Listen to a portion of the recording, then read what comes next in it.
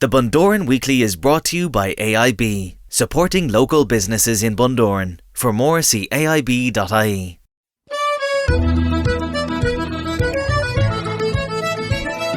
Hi everyone, it's Shane Smyth, Bundoran Tourism Officer. It is Good Friday, 15th of April 2022, and you're with me for the Bundoran Weekly podcast, episode 181. It is a podcast that talks about everything Bundoran, as we wish you a very happy Easter and hope that if you're getting a few days off over this weekend that you will enjoy them. Very shortly, we're going to be talking to Des Cosgrove, owner of Cosgrove of Supervalu here in Bundoran. They've just unveiled their massive renovation, which they've been working on over the past year or so. We'll talk to Des about that and in a few moments' time. And also, we'll be in our community corner with Teresa O'Neill from Bundoran Community Centre as well. But lots happening meanwhile for this Easter bank holiday weekend, and music tonight in the Allingham with Sinead McLaughlin, Mike Denver in the ballroom, Derek Ryan in the ballroom tomorrow night, the contractor there as well. Sunday then it's Kieran Mackery from 5 until 7 with Jimmy Buckley in the ballroom, and Robert Mizell, the man from Louisiana, he is in the ballroom on Monday night, and also music there in the Allingham with Tom Moran on bank holiday Monday. Friends tonight at the Bird's Nest, tomorrow night music with Ger Long, and then on Sunday it is music with Gavin Gribben, and Monday music with Chrissy Mack. At the Chasing Bull tonight, local music with Undercover Martians. Tomorrow night it's Eden Tide and True Tones there on Sunday. Trad session at the Bank Bar Sunday evening at 7. George's Bar Trad session, that's a brand new one there from 3 till 5 o'clock this coming Sunday and every Sunday. Phoenix Tavern then Sunday, it is Derek Warfield and the Young Wolf Tones, and that is in the Dome at the Phoenix, and it is mad to see the Dome reopened again as a music venue, but we wish the lads all the very best of luck with that venture there, and hope that they'll have a good crowd on Sunday night. Kenny Crawford at the Railway Bar tomorrow night. Sunday it's music with Crum Maguire. Kevin Francis at 51 Main Street tonight. Tomorrow night music with Jerry McGinley, and then you've got Friday tonight and indeed Sunday night a ballad session with Bo Loughran at the Celtic Marine Bar, and the Whistling Donkeys, they are playing at the Great Northern this coming Sunday night as well. If you'd like to go to the cinema, well, new out this week is The Lost City, The Northman, which I'm really looking forward to seeing, and Operation Mincemeat looks good as well. That's all at the Eclipse Cinemas there on Station Road, and we congratulate them on their mention on TV last Friday evening for having the cheapest cinema tickets anywhere in the country. So well done to our friends over there at Eclipse Cinemas. You can see their website, eclipsecinemas.com, where you can book your tickets and see the schedule, and we also have the full schedule on our own website, as well as everything else that you need across this weekend at discoverbundoran.com/Easter. Also happening this weekend is the Handmade in Bundoran and Beyond event. It is happening at the Kick and Donkey on Main Street. It's their Easter market. It's from 10 a.m. until 3 p.m. and lots of local crafters and local artists available there, with lots of stalls and lots of gift ideas to bring home from your weekend in Bundoran. And they are doing that, as I said, at the Kick and Donkey on Main Street on tomorrow, Saturday, and then on Easter Sunday as well. It's happening from 10 a.m. until 3 p.m. and I know that the guys want me to say thanks to Linda and all of the team at the King and Donkey for allowing them the use of that venue. And then on Sunday they're going to be doing a fundraising effort for Northwest Stop all day at their market, and they'll have raffle tickets and tickets will be available on the day as well, so do go and support that if you possibly can. That is the Handmade in Bundoran event this Saturday and Sunday at the Kick and Donkey there on Main Street. Also, we want to remind you, of course, that Darkness into Light is just around the corner, and we had Tara Louise on from the Darkness into Light committee last week on the podcast. You can check that out on your favourite podcast app. It is happening on Saturday the 7th of May at 4:15 a.m. as people walk from darkness into light. Registration is now open at darknessintolight.ie, and they are also looking for volunteers as well. So if you're not keen on doing the actual walk, but you do want to help out, they're looking for volunteers to help to run the event on the night, and you can send a message on the Darkness into Light Bundoran Facebook page, and they will get back to you there and no doubt rope you in for a bit of help on the night as well. So all for a great cause, of course, for Pieta House, and as I say, registration is now open at darknessintolight.ie. Couple of chances as well to see us on TV. We were on last Sunday evening on Are We There Yet on Virgin Media 1, and you can check that out. It's guys at the Ferry Bridges here in Bundoran, and you can check that out.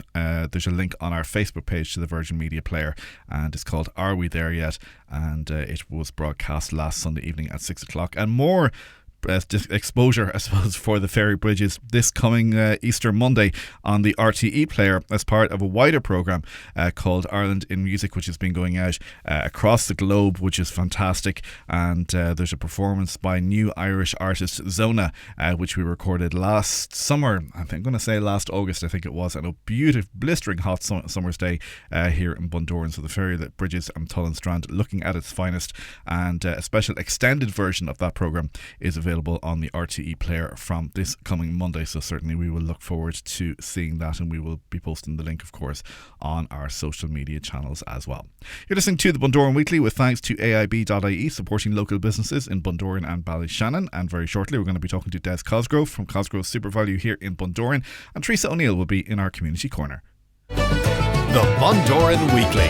If you've been to Supervalu in Bundoran over the past couple of weeks and couple of months, you will know that there's been a lot of renovation work going on. The first phase of that has come to a conclusion, and I sat down with Des Cosgrove of Cosgrove Supervalu in Bundoran during the week.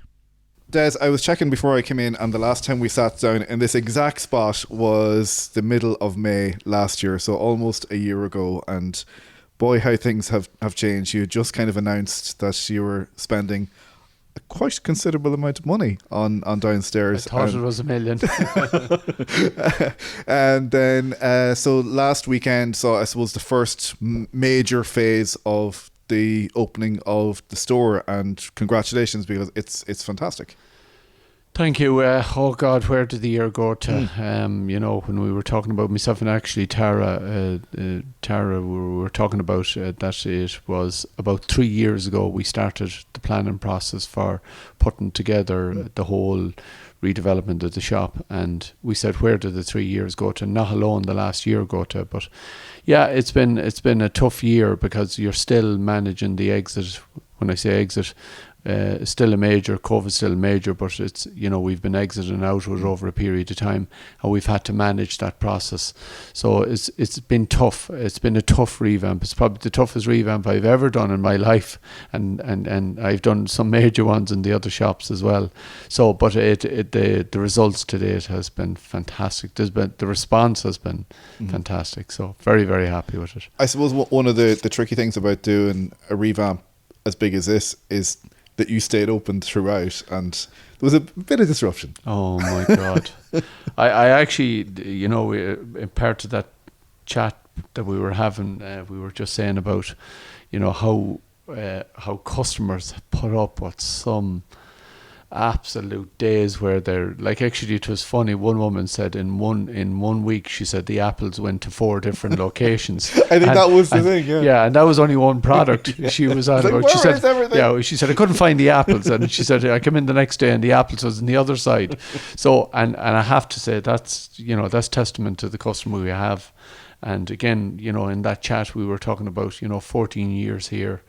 And customers, we have a lot of the existing customers that come into us, because Tara and Terry and Claire and Celine and then Mags and Carmel, I could name them all. They're all here 14 years. Wow. So and I'm really proud of those people. They're the people that have delivered it, and delivered the standards here week on week. But also those customers that I was talking about, they've stuck with it as well. Like I was dropping a customer home here, the shop motored. I'd say I dropped her home the first week that we opened the shop, and I dropped her home this last week as well. So, and she was just talking about the transition of the shop. So that's a lovely thing, that they've come on that journey with us, which is great. So it's been a major expansion, really. You cut into a lot of the couple of units that were outside as well. So, and it's just given you so much more breathing room. I suppose one of the things when we were 3 years ago, when we were looking at the shop, and we said, look, what are we not offering? Where's the parts of the business that we feel that we're weak on? And we'd done a fairly major assessment on that, and fresh was one of our main compounding issues, that we hadn't enough of range in fresh, and people were saying, when I go here, this is what I can get. And I suppose, we're very strong on the grocery, the dry ambient goods that we call the cans of beans, and that we're good at that. And we actually when we look at benchmark reports, we would over trade in that area. So, and fresh was always our under trade. So I suppose the key focus was to bring fresh alive in the store. And my God, when you come inside the door, we hired a consultant. We spent some time with him, spent about 8 months working through the plans in great detail. Some people actually think the fresh is nearly too big, but when it'll be all finished over the next 2 weeks, you'll see the cutting edge of where fresh is going to go. And we've expanded our kitchen. We've our own fresh bakery now from scratch. So we've bakers now baking bread every morning, baking all our own treats, all of that. So that inevitability was something that we had to bring on. We had to bring that into our business, to give ourselves that differential spec from anybody else, So you basically listened to what the customers wanted? Yeah, absolutely. We've done a lot of consumer research through our Red Sea polls and all of that. Okay, right. And we have obviously our loyalty card and all of that. So we got some information back through that. We have a geocoding report as well, which gives us available turnover in the area and what we were missing. So there's a thing called the Common Basket Report, which gives you your portion of that basket. And we were able to extract information from that, and we saw our weaknesses in that. Yeah. So it was fairly scientific. It's all about data these days, isn't it? That is huge, data is protected at the same time. Yeah. You're limited in what you can get to a certain degree, but there's a lot of trends. So I went to America just start of COVID, and I spent a week looking in Canada at different parts of Canada, and because they're so far ahead in fresh, and some of the stuff we have done down there has been guided along that route. We also are obviously Musgraves is our retail partner, and they're very experienced in that. So we're the first store outside of Supervalu Knockline in Dublin to have this new spec. So we worked with them as well. Now they thought we were mad in some of the ideas, but it wouldn't be the first time I was told I was mad. But look, you have to think big. Yeah, think big. Well, it's like Noah's Ark. You have to build it and they'll come. So what's new downstairs? So what's new is really our hot food offering. So we talk about day parts. So when we talk about our breakfast, our dinner, our evening trade, we done a big assessment on that. We said, look, our deli counters are shut at 2:00 in the day. You have this big open deli. Can we bring day parts food to that? So we've worked on a range of carvery lunches. We're probably falling a little bit behind yet for another week or two until we get full staff, beef all that area up. We have self-service hot food, so you can pick up your hot food.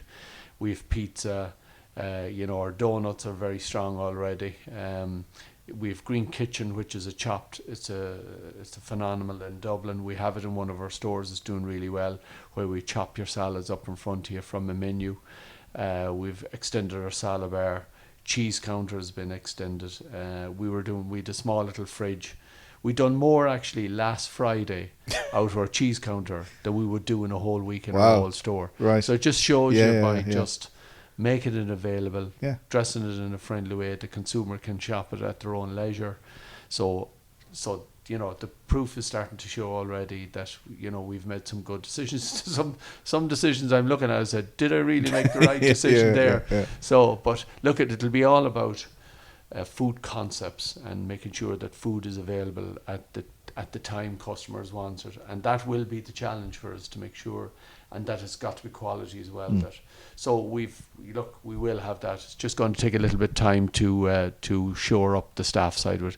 Staff challenge is still a big challenge for us. Yeah, I was going to chat to you about that. Obviously, in the hospitality and the tourism industry, we're hearing all about it, but it seems to be like right across the board for every industry. Oh, it is, yeah.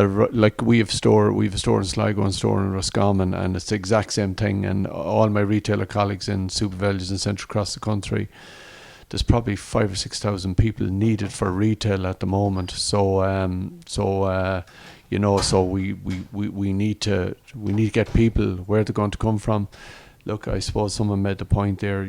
Maybe some of the Ukrainian people, when they have settled into the country, maybe they may want to come into this trade and they may fulfill some of the gaps. But there's a dire need for people at the moment, and it's every end of the country. I was talking to someone from the north yesterday who has a centre, who's in the same predicament as herself. She said her husband, who was a stay-at-home husband, is now a cook in the deli at 8 o'clock in the morning. So I have to fall into the delis and fall into the shop floor on a weekly basis. So, well, lead from above. Yeah, isn't absolutely, that it? absolutely. So you're looking for staff then, obviously. Yeah. Like we're looking for people that want to work in fresh. That has look at there's an expectation out there that people, want hours, that suits me. We are able to give hours that suit people, because some people want afternoons, some people want evenings. But yes, we're able to facilitate people now. And look, this is a whole change, and it's good for the employee. We're certainly have to, give people. Some people want to work in the afternoon. Some want people to work in the mornings. We're doing that currently. We've adapted shifts currently, so we're looking for. They don't have to necessarily have experience. We've a full training program that we spent working with people for the last 3 weeks just to get ready for the new deli and that. So, if anyone is out there and wants a job, just give us a shout. Drop in your CV, and we'll welcomely talk to you. Great stuff. Well, Des, listen, the best of luck with it. I know when we spoke just nearly a year ago, it was maybe a bit of fear, a bit of trepidation. Like, what are we doing? But Jesus, it's really turned out well. And like, when you walk in the door, if you haven't been in Supervalu for a while, when you used to walk in the door, you'd be kind of looking straight at the bread aisle or whatever. That's all a big long kitchen now with all of this stuff that Des has just talked about, and it's really freshened the place up. So best of luck with it. Thank you very much. And just looking on a personal note to say thank the people of the town, thank the customers, and particularly I can't let it go about saying thanks to my staff. They've been tremendous. They've 3 years of COVID, they've stuck with us, and so has the customer. So, and thanks to you, Shane, as well for and this. Thanks for your support of the community. That was one of the other things that we wanted to have a very quick chat about. Obviously, you're a huge supporter of the Bundoran GAA, and we've got Darkness into Light coming up as well in the next few weeks. Yeah, very close to my heart. I have. Just last week we lost a young lad from our village at home, which was terrible. We lost him in Galway. His body was found at the weekend, and just a mental health issue. And it's such a traumatic thing for any family. So I would say to people, please don't forget, no matter what happens, you get out there, get your walk, give your small donation, whatever it is, because people need our help out there. And look, men are the worst of all, including myself, for not talking. So look, talk to somebody if you're not feeling well. It's no harm to say you're not okay. And whether you're at work or whether you're at home, just talk to somebody. Please support Darkness into Light. It's been fantastically well organised. Carmel is our representative down there. So GAA, in fairness, we continue. We're probably in our 8th year in supporting the GAA as the main sponsor. Proud to be doing that. Look, we need to give back. I always say to people, if you spend €5 in a local Supervalu, 3 goes back to the local community in some form or fashion. So we're different to the opposition. We do give back. We probably give back about €15,000 here a year in sponsorship between golf course, Kinloch football, Ballyshannon football, rugby teams. I could go on. Sometimes I do nearly have to hide, but look, it's great to be able to give it back, and we will continue to do so. Des, thanks very much. Thank you. Thanks a million, Shane. The Bundoran Weekly. Good man, Des, always a big supporter of Bundoran, and we thank you for that. Now, let us head to Bundoran Community Centre and our Community Corner, and here's Teresa. Thanks, Shane. So first up, we have our co-work hot desks that are available from Monday to Friday. Just email the Bundoran Community Centre at gmail.com or ring 071 9829 675. The Seafront Strollers is on every Thursday at 7 p.m. Join us for a stroll around the promenade to have a chat, and then back to the centre for tea and coffee. It's €2 per person. The Bundoran Bay Swim is on the Saturday the 23rd of July at 2 p.m. Still plenty of time to sign up for a spot. All details are on the website. It's www.bundoranbayswim, and all money raised will be going towards the community centre. Just a reminder that Monday the 18th is a bank holiday and the centre will be closed, but will reopen again on Tuesday the 19th. If any printing or any inquiries, please email bundorancommunitycentre@gmail.com or call 071 98 29675. Teresa, thank you. We will talk to you again next week, and have a very happy Easter, as we say that to you, of course, as well. And we hope that you enjoy your weekend, whether you're here in Bundoran or elsewhere. But do hope you have a safe one and a good one. We are back with another podcast for you next Friday. We'll be talking to Barry O'Neill about the Rory Gallagher International Tribute Festival, which is happening across the June bank holiday weekend in Ballyshannon. So certainly looking forward to that. Don't forget, you can find us on Instagram. We are at Discover Bundoran. We went to 5,000 followers during the week, and we've got a competition running there at the moment with our friends at Eclipse Cinemas, so do pop on there and have a look at that. And if you're in Bundoran over the weekend and taking some pictures, do use the hashtag Discover Bundoran for your chance to be featured on our Instagram feed as well. You can follow us wherever you're listening right now, or indeed stream and download all episodes on demand at bundoranweekly.com, and you can contact us at podcast@bundoranweekly.com and find us on Facebook and Twitter at Bundoran Weekly. As usual, we say thanks to Mark Egan and his team at the Songs of Earn for the use of The Man from Bundoran, our signature tune, which is running under me right now. Have a happy Easter, and we'll talk to you next week. The Bundoran Weekly is a production of Discover Bundoran. The Bundoran Weekly is brought to you by AIB, supporting local businesses in Bundoran. For more, see aib.ie.